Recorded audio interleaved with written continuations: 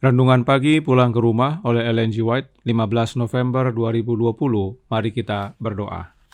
Bapa kami yang di sorga, Allah pencipta langit dan bumi, laut dan segala isinya, Allah yang maha besar, maha kuasa, sumber segalanya, yang kami sembah selalu hanya melalui anak-Mu yang tunggal, Yesus Kristus. Terpujilah Yesus, anak Allah yang maha tinggi, anak domba yang menghapus dosa dunia ini. Pada pagi hari ini kami bersyukur boleh bangun dan berbakti, dan sebagaimana membaca nasihat firman-Mu, kiranya ini menggugah dan mengubahkan hidup kami, agar sungguh-sungguh setia menyembah satu-satunya Allah yang benar. Beserta kami sepanjang perbaktian ini kehendak-Mu yang jadi. Ampun kami akan dosa dan salah, karena kami berdoa hanya melalui anak Allah yang tunggal, Yesus Kristus, yang adalah Tuhan dan Juru Selamat kami. Amin. Renungan hari ini berjudul Pengacau Umat. Ayat inti terdapat dalam 1 Raja-Raja 18 ayat 17. Segera sesudah Ahab melihat Elia, ia berkata kepadanya, "Engkaukah itu yang mencelakakan Israel?" Mereka yang menghormati hukum Allah telah dituduh mendatangkan penghukuman atas dunia ini, dan mereka akan dianggap sebagai penyebab goncangan-goncangan alam yang menakutkan dan perselisihan serta pertumpahan darah di antara umat manusia yang memenuhi dunia ini dengan kesengsaraan. Kuasa yang menyertai amaran terakhir telah menimbulkan amarah orang-orang jahat. Kemarahan mereka disulut terhadap mereka yang menerima pekabaran itu, dan iblis akan membangkitkan roh kebencian dan penganiayaan yang lebih besar lagi. Pada waktu hadirat Allah pada akhirnya ditarik dari bangsa Yahudi, para imam dan bangsa itu tidak mengetahuinya. Walaupun dalam pengendalian iblis dan dibuai oleh nafsu yang paling bejat dan kejahatan yang paling keji, mereka menganggap diri mereka sebagai umat pilihan Allah. Pelayanan di bait suci mereka teruskan. Korban-korban dipersembahkan di atas mesbah-mesbah mereka yang najis, dan setiap hari berkat ilahi dimohonkan untuk orang-orang yang telah bersalah atas darah anak Allah yang tercinta dan yang berupaya membunuh pelayan-pelayannya dan rasul-rasulnya. Jadi bila mana keputusan bait suci di sorga yang tidak bisa diubah lagi itu diumumkan, dan nasib dunia ini telah ditetapkan untuk selama-lamanya, penduduk bumi ini tidak akan mengetahuinya. Bentuk-bentuk peribadatan akan diteruskan oleh orang-orang yang daripadanya roh Allah pada akhirnya telah ditarik, dan semangat iblis dengan nama Raja Kegelapan itu mengilhami mereka demi tercapainya maksud-maksudnya akan menyerupai semangat bagi Allah. Sementara Sabat telah menjadi pokok perdebatan utama di dalam dunia kekristenan, dan otoritas keagamaan dan keduniawian telah digabungkan untuk memaksakan pemeliharaan hari Minggu, maka penolakan terus-menerus oleh suatu kaum minoritas untuk tunduk kepada tuntutan populer akan membuat mereka menjadi sasaran kebencian universal. Didesak agar kelompok kecil yang berdiri menentang suatu lembaga gereja dan suatu undang-undang negara tidak boleh ditoleransi, bahwa lebih baiklah mereka yang sedikit itu menderita daripada seluruh bangsa dijerumuskan ke dalam kekacauan dan pelanggaran-pelanggaran hukum. Tampaknya argumen ini tidak bisa diubah lagi, dan akhirnya dikeluarkan dekret terhadap mereka yang menyucikan Sabat hukum keempat itu dan menyatakan bahwa mereka pantas untuk mendapat hukuman yang paling berat, dan memberikan kebebasan kepada orang banyak untuk membunuh mereka setelah jangka waktu tertentu. Romanisme di dunia lama dan Protestanisme murtad di dunia baru akan melakukan tindakan yang sama terhadap mereka yang menghormati semua ajaran-ajaran ilahi. Dikutip dari Alfa dan Omega, jilid 8, halaman 648 dan 649. Selamat pagi, saudaraku dalam Tuhan. Sebagai informasi, foto ilustrasi di layar adalah tempat pengasingan orang-orang Waldensia. Nah, mereka yang dianggap sebagai pengacau ini disebut kelompok minoritas atau kelompok yang kecil. Mereka akan mengalami penderitaan besar, dan ini terjadi setelah penutupan pintu kasihan. Inilah yang disebut dengan masa kepicikan Yakub. Meski mengalami kepicikan Yakub, Roh Nubuat menyatakan dalam Kemenangan Akhir halaman 663 paragraf 2 yang berkata, umat Allah tidak akan terbebas dari penderitaan, tetapi sementara dianiaya dan menderita, sementara mereka menanggung kekurangan dan menderita kekurangan makanan, mereka tidak dibiarkan binasa. Allah yang memelihara Elia tidak akan melewatkan seorang pun anaknya yang mengorbankan dirinya. Ia yang menghitung rambut di kepala mereka akan memelihara mereka, dan pada waktu bala kelaparan mereka akan dikenyangkan, sementara orang-orang jahat mati karena kelaparan dan bala. Malaikat-malaikat akan melindungi orang-orang benar dan mencukupi kebutuhan mereka. Penderitaan memang besar, tetapi Allah pelihara umatnya yang setia. Tidak dibiarkannya mereka binasa.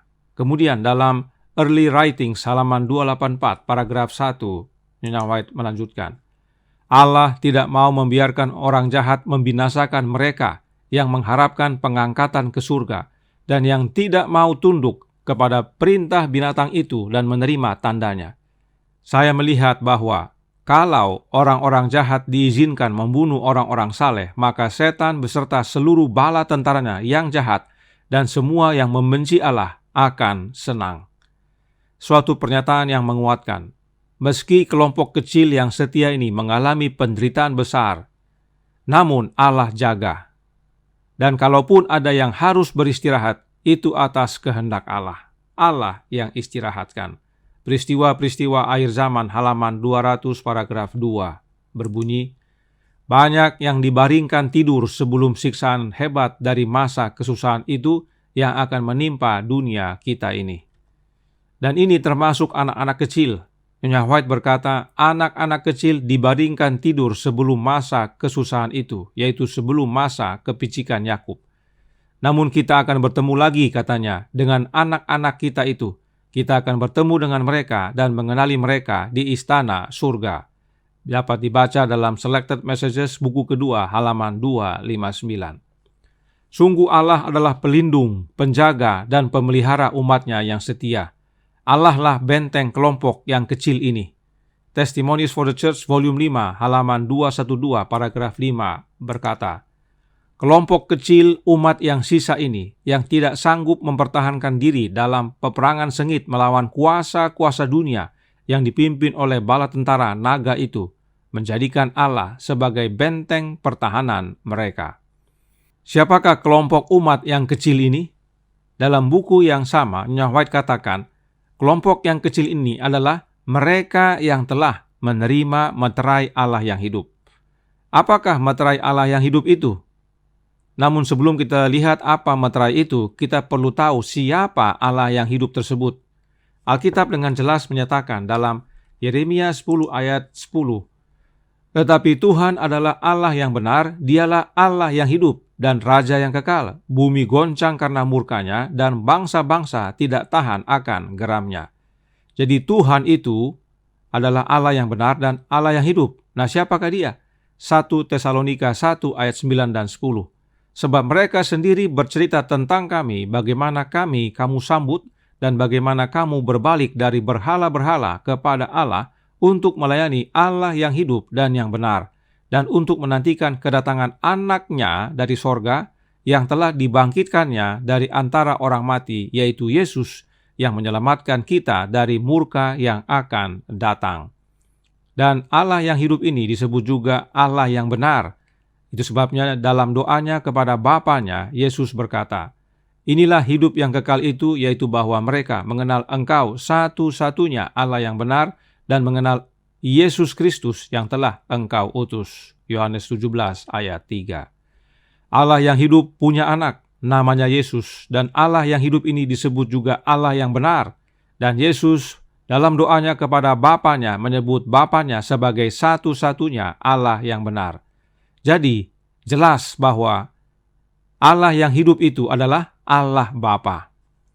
Oleh karena itu, Nyonya White tuliskan dalam Counsels for the Church halaman 353 paragraf 4 yang berkata, sementara setan mendesak tuduhannya dan berusaha untuk menghancurkan kelompok ini, yaitu kelompok kecil itu, para malaikat suci yang tak terlihat bergerak ke sana kemari, menempatkan pada mereka meterai Allah yang hidup. Inilah mereka yang berdiri di atas gunung Sion bersama anak domba, dengan nama Bapa tertulis di dahi mereka. Jelas bahwa Allah yang hidup itu adalah Allah Bapa, dan meterai Allah yang hidup itu adalah nama Allah Bapa. Mereka yang menerima meterai Allah yang hidup artinya menerima nama Bapa tertulis di dahi mereka. Inilah kelompok yang kecil itu. Ingat, kelompok yang kecil. Nyonya White berulang-ulang, kelompok kecil. Mereka inilah yang dianggap pengacau oleh dunia dan hendak dibinasakan. Tetapi Allah Bapa adalah benteng mereka. Dalam tulisan lainnya, Nyonya White menyatakan bahwa Sabat adalah meterai Allah yang hidup. Apa maksudnya dan apa hubungannya dengan Allah Bapa? Bible Commentary volume 7 halaman 980 paragraf 2, Nyonya White menyatakan, meterai dari Allah yang hidup ditempatkan pada mereka yang dengan cermat memelihara Sabat Tuhan. Inilah dasarnya Sabat disebut meterai Allah yang hidup, sebab mereka yang pelihara Sabat dengan benar menerima nama Bapa tertulis di dahi mereka. Kenapa? Karena mereka ini menyembah Allah Bapa yang adalah satu-satunya Allah yang benar, Allah yang hidup pada hari Sabat. Kenapa disebut sedikit atau kecil?